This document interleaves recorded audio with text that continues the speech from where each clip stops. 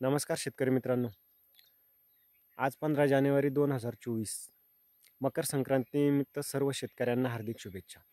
आता बऱ्याच शेतकऱ्यांची तूर आणि कापसाची शेतं खाली झालेली आहे आणि अशा शेतकऱ्यांपुढे एक मोठा प्रश्न आहे की आता कोणत्या पिकाची लागवड करावी. म्हणजेच येणाऱ्या काळामध्ये त्या पिकांना चांगला बाजारभाव मिळेल आणि त्यातून आपल्याला चांगला नफा मिळेल. तर अशाच काही पिकासंदर्भात मी आजच्या व्हिडिओच्या माध्यमातून तुम्हाला माहिती देणार आहे शेतकरी मित्रांनो. ज्या पिकांची तुम्ही आता जानेवारीमध्ये जर लागवड केली तर येणाऱ्या काळामध्ये त्याला चांगला बाजारभाव मिळणार आहे आणि त्यातून तुम्हाला चांगला पैसा पण मिळणार आहे. फार जास्तीच्या पैशासंदर्भात मी बोलत नाही, परंतु जेमतेम चांगल्या स्वरूपाचा नफा तुम्हाला त्या पिकामधून मिळू शकतो. तर यामध्ये सर्वात पहिलं पीक आहे शेतकरी मित्रांनो, ते म्हणजे टरबूज. आता टरबूज या पिकाला उन्हाळ्याच्या दिवसामध्ये प्रचंड प्रमाणामध्ये मागणी असते आणि हे अतिशय कमी कालावधीमध्ये येणारं पीक आहे. म्हणजे 60 ते 70 दिवसामध्ये टरबूजाचं पीक हार्वेस्टिंगला येतं, म्हणजेच तोडणीसाठी तयार होतं. आता याला लागवडीची मेहनत आणि तोडणीची मेहनत तसेच फवारणीची मेहनत आज जर आपण वगळली मंजुराच्या दृष्टीनं, तर याच्यामध्ये मंजुराची आपल्याला फारशी गरज पडत नाही. त्यामुळे मंजुराच्या दृष्टीनं एकदम ठोक पीक आहे. त्यामध्ये मंजुराचा फारसा रिस्क नाही आहे. खर्च आहे, परंतु मंजुराचा खर्च कमी आहे. तसेच आता जर तुम्ही या टरबूज पिकाची लागवड केली, म्हणजे 25 जानेवारीपर्यंत जर टरबूज पिकाची लागवड केली, तर येणाऱ्या 2 ते 2.5 महिन्यामध्ये हे टरबूजाचं पीक तुमचं तोडणीला येणार आहे. म्हणजेच मार्च किंवा एप्रिलच्या मध्यापर्यंत तुमचं टरबूजाचं पीक हार्वेस्टिंगला तयार होईल. आणि यावर्षी आपला जो रमजानचा पवित्र महिना आहे तो मार्च एप्रिलमध्ये येतो आहे. म्हणजेच रमजानच्या जर मध्यावधीमध्ये तुमचं टरबूजाचं पीक तोडणीला आलं तर शेतकरी मित्रांनो तुमची मात्र लॉटरी लागणार आहे. कारण रमजानच्या महिन्यामध्ये सर्वाधिक मागणी जी फळाला असते ते फळ म्हणजे टरबूज. टरबूजाला प्रचंड प्रमाणामध्ये मागणी असते आणि रमजानच्या काळात आपल्या देशातून तर जे विदेशी मुस्लिम बहुल देश आहे या देशामध्ये टरबूज एक्सपोर्ट केला जातो. म्हणजेच या काळामध्ये जर तुमचं टरबूज हार्वेस्टिंगला आलं तर मात्र प्रचंड प्रमाणात बाजारभावामध्ये तुमच्या टरबूजाला मागणी असू शकते. प्रचंड बाजारभाव मिळू शकतो आणि त्यातून तुम्हाला चांगला नफा मिळू शकतो. आता या टरबूजाच्या पिकाच्या ॲव्हरेज संदर्भात आणि नफ्या तोट्याच्या संदर्भात जर आपण बघितलं शेतकरी मित्रांनो, तर साधारणतः एका एकरमध्ये शेतकरी 30-35 टनाचं ॲव्हरेज टरबूज पिकामध्ये काढतात. परंतु आपल्याला तितकं नाही धरायचं आहे. आपण कमीत कमी धरायचं आहे 25 टन एका एकरमध्ये. 25 टन आणि बाजारभावाचा रेट आपण सर्वात कमी पकडायचा आहे. म्हणजेच 7 रुपये जर प्रति किलो आपण रेट पकडला, 7 रुपयापेक्षा कमी तर टरबूज मार्केटमध्ये विकत नाही. हा गेल्या 4-5 वर्षाचा बाजारभावाचा अनुभव आहे शेतकरी मित्रांनो. 7 रुपये कमीत कमी रेट आपण पकडायचा आहे. जर रमजानच्या महिन्यामध्ये जर चांगली मागणी आली तर त्या ठिकाणी 10, 12, 14 रुपयापर्यंत पण टरबूज विकलेलं आपण बघितलं आहे ठोकमध्ये. असं झाल्यास तो तुमचा प्लस पॉईंट ठरणार आहे.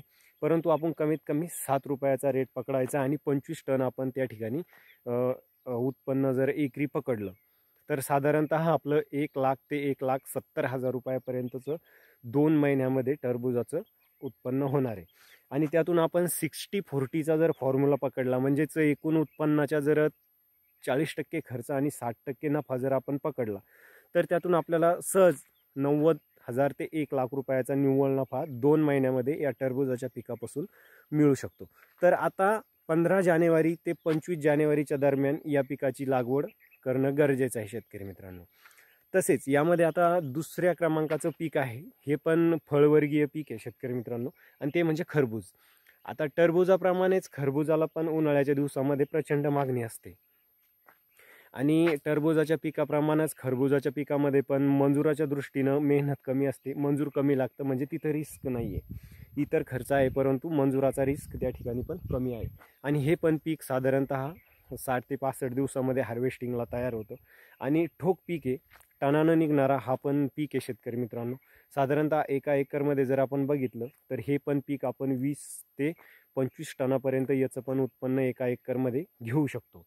आणि याचा जर बाजारभावाचा विचार केला आपण तर टरबूजापेक्षा खरबूज पिकाला 2 ते 3 रुपयानं अधिक दर मिळतो. म्हणजेच आपण 20 टन जर उत्पन्न पकडलं आणि आपलं टरबूज ते खरबूज जे तर 10 रुपये किलोनं जर आपण कमीत कमी मार्केटचा रेट पकडला किंवा 8 रुपयाचा जरी रेट पकडला तरी पण 1.5 लाखापर्यंत आपल्याला या खरबुजाच्या पिकामधून उत्पन्न मिळणार आहे 2 महिन्यामध्ये.